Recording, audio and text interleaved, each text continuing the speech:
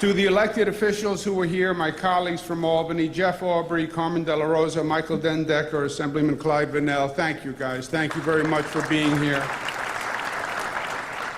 We also lost a colleague in Albany who was a great supporter of this project, the late Senator Jose Peralta. And let's give him a round of applause because he was a true friend. To the men and women of labor, we know this is built, and we know it's built right and quality because labor built it. Mario Salento, Vinny Alvarez, and to all the men and women who built it. I want to show you a couple of tiles in the back that are a little out of line, but we'll fix that. I want you to think about something while we're here today and when we leave, because this is a great day in and of itself. But I think the significance and the power goes beyond just today. You know, LaGuadia Airport is an icon for New Yorkers. If you grew up in New York, you've been here hundreds of times, picking people up, driving past it. Rick Cotton and I were in Washington yesterday with the president, and we started talking about LaGuadia, and he started to ask questions on LaGuadia, and he knew the layout with such specificity. It was really amazing. We started talking about the Central Hall, and he said, well, is that on what side of parking lot B is that, and is it on the west of Delta? And I was a little taken aback, but if you're a New Yorker, you've been here dozens, hundreds of times. And the power of this example really goes beyond today because LaGuadia is a metaphor. It's a metaphor for the infrastructure in the state. It's a metaphor for the infrastructure in the nation. When Joe Biden made that comment about LaGuadia landing in a third world nation, I got calls from other colleagues. And they said, you know, we're going to sign a letter condemning the vice president. I said, condemn him for saying what? Well, he said LaGuadia was like landing in a third world nation. He insulted New York. I said, yeah, the only problem is we're going to condemn him. It's true. And that's a problem. And we actually pivoted off that statement. The king has no clothes. The king had no clothes. This was an embarrassment. And you ask yourself, how do you go from a place where Fiorello LaGuadia, a great New Yorker, says, I'm going to build an airport, it's going to be the best in the United States of America, 1939. 1 year after it opens, it's the busiest airport in the country. It's state of the art. It's the best. That was LaGuadia. And then you go to a point from state of the art innovation to 2016 where it's an embarrassment. How does that happen? How did you go from that boldness and that creativity and that leadership to a place where the facility is an embarrassment?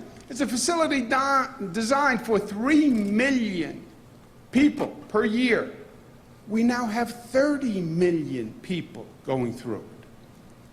How do you go to an infrastructure in this city, this state, this country, that was a leader on the globe, to a point where we have 100-year-old train tunnels and 60-year-old bridges and 80-year-old stations?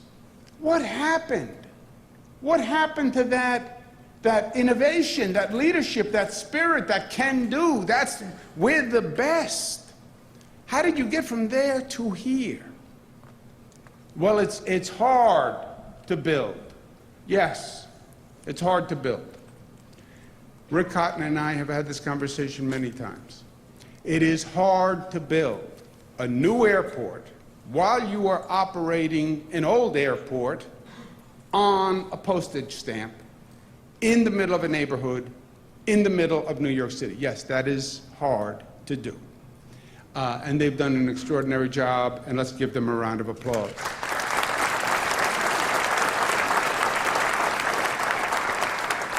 Well, it's hard to do because it's controversial. And politicians nowadays run away from controversy. There's a new adage for some politicians. The politician who does nothing wrong. Yes. Politician who does nothing, takes no positions, doesn't make enemies. That's true. I believe the politician who does nothing does everything wrong, because you're there to make progress. You're there to get something done. But it takes a special type of politician who is willing to step up and actually take on that challenge and say, I'll take on the opposition, because there's opposition no matter what you do. It's not about merits. There's opposition no matter what you do. If you say you want to plant a tree in the middle of the Grand Central Parkway, you're going to have protesters against sight impediment on highways. Whatever you do, there's opposition. But real elected officials stand up. They deal with the negativity and the opposition, but they find progress and they find a way to alleviate the concerns. That is Melinda Katz, and that is Jeff Aubrey, and that is Jose Peralta, and Michael Dendecker, and Clyde Vannell. Let's give them a round of applause.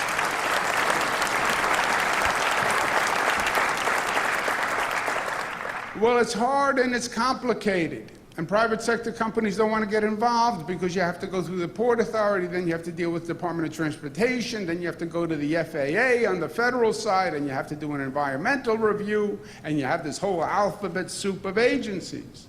Yes, it's complicated, it's hard. But you can find extraordinary companies like LaGuadia Partners and Jane Garvey who step up to the challenge. Let's give them a round of applause. And by the way, it's not the fact that it's hard that is why we're not doing it, because it's always been hard. This is a letter from Fiorello LaGuardia to the airports that are going to be, airlines that are going to be involved in the airport, okay? And he writes, this is the last call on the matter of the runway layout at the new airport. Thursday, February 3rd at my office, City Hall at 2:30 o'clock. Come prepared to make any suggestions or forever hold your peace. I have heard some groaning about the present layout, which I know is not justified. If you have any cockeyed ideas on tangent runways that have not yet been tried out, keep them for some other time. I am willing to hear constructive criticism and to receive helpful suggestions. I cannot compete against white tablecloths with soft pencils. Everyone who gets 2 drinks under his belt is now designing runway layouts on restaurant tables. We will have a map here. Our consulting engineer will be here, and I expect to have the matter finally, completely, and definitively settled. You may bring anyone you desire from your engineering, technical, and piloting staff. Lawyers cannot contribute anything. This is not a legal matter. Very truly yours, Fiorello LaGuardia.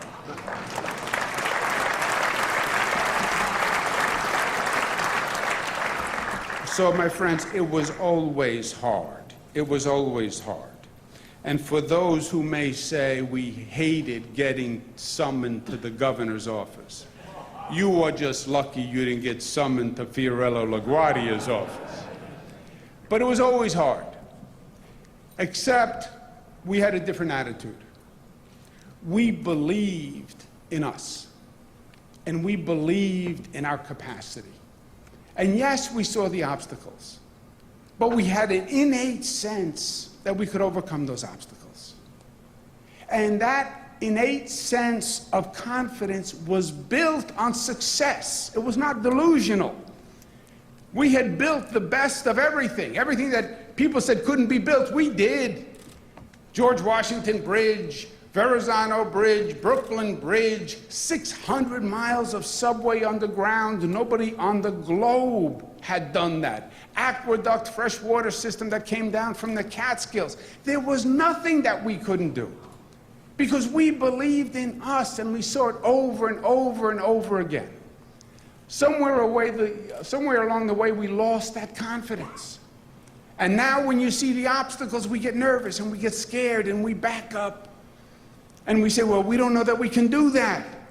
The obstacle is too high. We don't know that we can achieve it. We're afraid. We don't have that confidence. I don't want to fail. I'm nervous.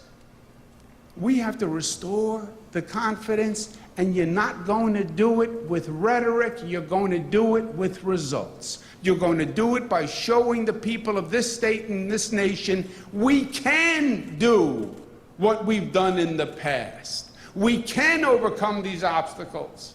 They said it can't be done, but we do it.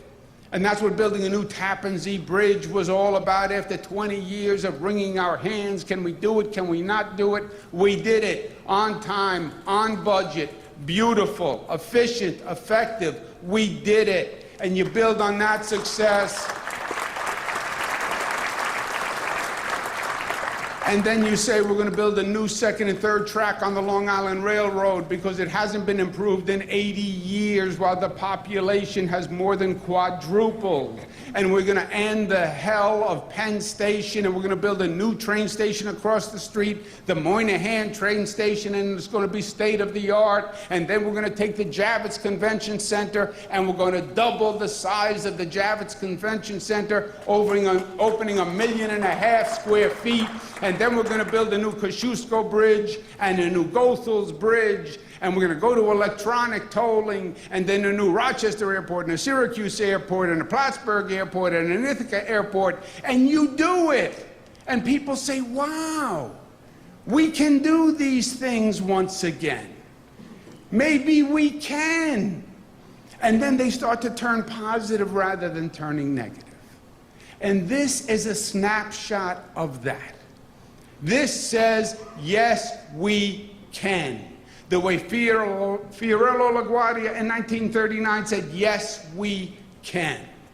LaGuadia today says, yes, we can. First new airport in this country in 25 years.